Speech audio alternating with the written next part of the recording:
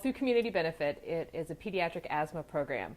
What happened was the president of Community Hospital North, one of our sites within the network, came to us and said, we have found that there's a huge population of children or pediatric asthma problem within the community.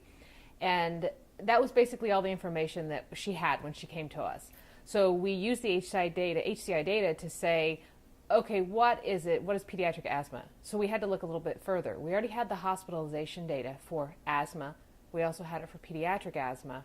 But we needed to really look and see exactly where was this a problem. So then we started to look further at families that had there were low income. We looked at poverty level. We looked at single family homes.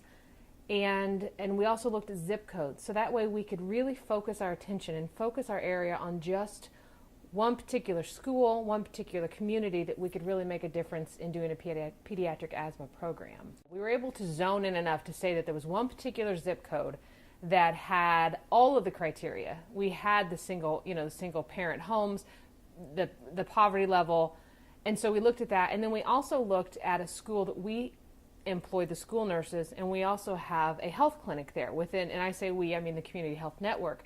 So we were able to get data from that as well. So we found out at that one particular school, out of 632 students, parents have said that, and they stated their children, 577 of them had asthma. So that, in connection with the HCI data, it was sort of a no-brainer to say, let's start here. The ultimate goal was to look at one school, try to make a difference in one school before we complete, before we blanket the entire city or an entire school system, comprised of a lot of different departments within the hospital. So then we were able to take to them that data and educate them to say, look, let's don't just, do every school. Let's look at one or two schools first and then move. Let's see if we can change the needle and move the needle in one particular area. Now, that's not always the easiest to do when you're trying to figure out something by a committee, but when you have the data to prove it, we don't have a lot of, there's no room to say no, because the data is showing us that we need to go in there and do something.